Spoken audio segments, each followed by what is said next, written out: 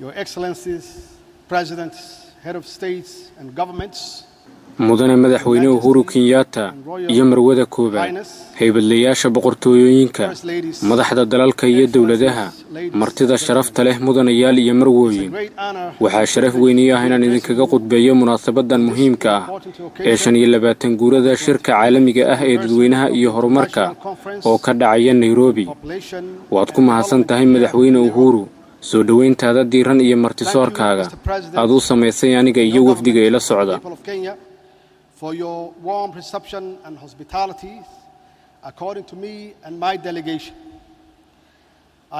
waxaan garowsanahay isla markaana dhammaan qabanqaabiyaasha uga mahad celinayaa dadaalkooda iyo sida ay ugu guuleysteen inay dhammaanteen nagu kulmiyaan ka qaybgalka shirkan qiimaha leh si loo qiimeeyo halka aan maanta taagannahay iyo halka aan u baahannahay inaan gaarno si aan u xaqiijino ballamihii aan galnay ee ku aadanaa sare u qaadidda xuquuqda badqabka iyo horumarka gabdhaheena iyo haweenkeena qiimaha badan. I'm absolutely convinced that girls and women must be supported to play. waxaan si buuxda ugu qanacsanahay inay waajib tahay in la taageero gabdhaha iyo haweenka si ay door buuxda uga qaataan horumarka bulshadooda ugana dhigaan kuwa dhab ahaan horu socod ah barwaaqaysan oo waara. gabdhaha iyo haweenku waa saaxiibo qoys iyo muwaadiniin qof kasta oo aadana ah ka faa'iido waxqabadkooda. sidaas awgeed in la garab siiyo iyada oo loo marayo sare u qaadidda adeegyada dadweynaha sinaanta cadaaladda iyo in la kordhiyo ka qaybgalkooda bulsho iyo doorka siyaasad dejinta waa arrin dawladayda ka go'an.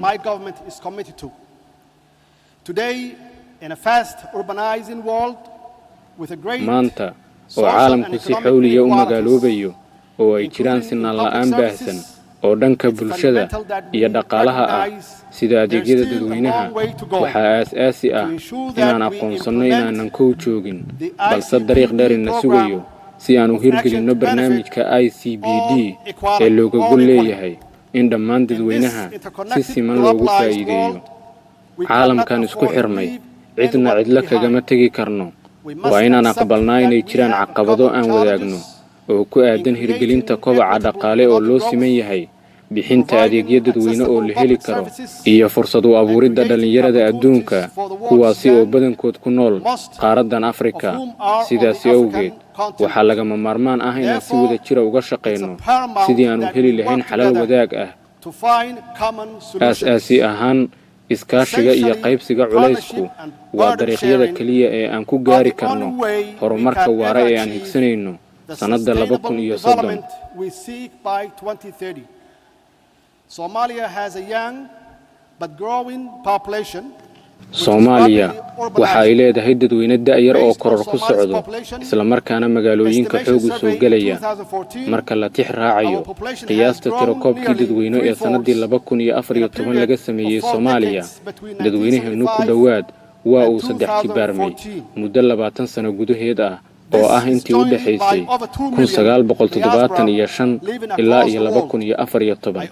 tan waxaa ku biiraya ilaa 2 milyan oo qurba joog ah oo caalamka ku firarsan. markasta xisaabta waxaan ku darnaa qurba joogta Soomaaliyeed maxaa yeelay waxa ay door weyn ka qaateen taageerada qoysaskooda bulshadooda iyo dalkooda markii ay jireen caqabadihii ugu adkaa ilaa haddana door weyn ayay ka ciyaaraan geediga aan ugu jirno gaaritaanka horumarka waara. brings opportunities and challenges for Somalia and 70% of our population. kororka dadweyne ee Soomaaliya waxa uu wataa fursadihiisa iyo caqabadihiisa maadaama 70% dadweynuhu uu da ahaan ka yar yahay 30. waxaa Soomaaliya ka jirta caqabad dhab ah oo la xiriirta bixinta fursadaha iyo adeegyada dadweyne. sidaas oo ay tahay waxaan garowsanahay baahida loo qabo in si degdeg ah loo taageero dhalinyaradeenna si kororka dadweyne aan uga faa'iideysano dhanka xasiloonida iyo abuuridda fursado loo siman yahay. sidaas si la mid ah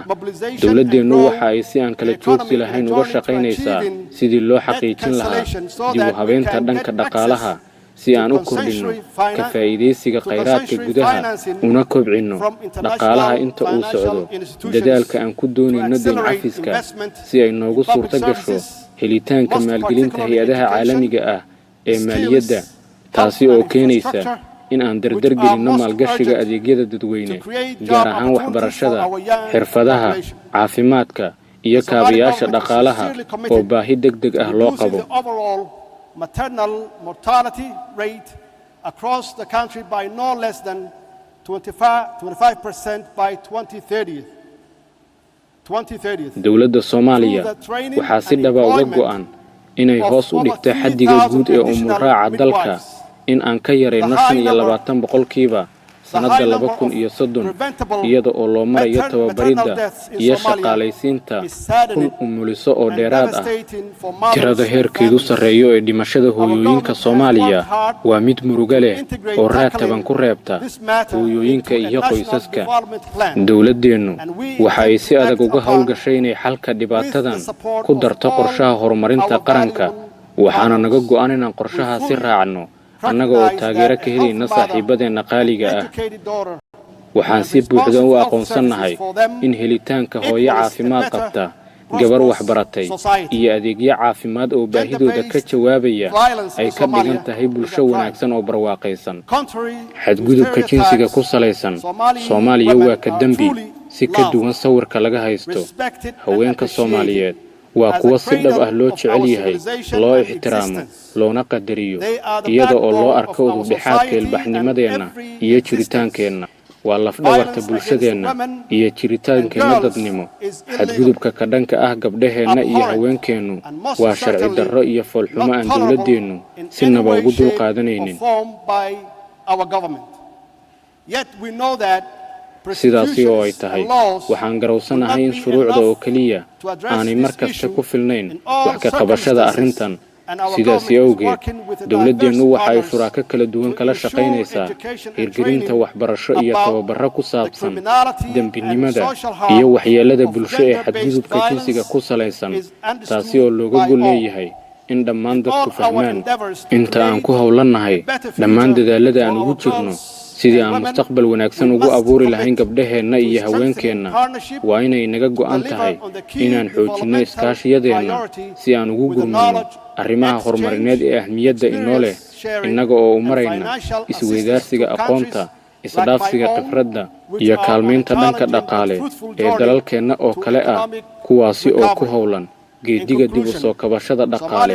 oo ah arrin caqabadeeda wadata balse miro dhal leh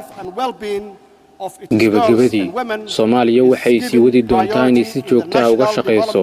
in caafimaadka iyo badqabka gabdhaheeda iyo haweenkeeda mudnaan gaar ah lagu siiyo geediga horumarka qaran gabdhaha iyo haweenka Soomaaliyeed waa ku dhawaad kala bar bulshada mana jiro qaran guuleysan kara iyada oo kala bar muwaadiniintiisii ugu wax soo saarka badnaa la hagraday laga gaabiyey ama la takooray sidaasi darteed taageerada gabdhaheenna iyo haweenkeenu waaba qorshaha horumarinta Soomaaliya waana mid wanaagsan mahadsanidin dhammaantiin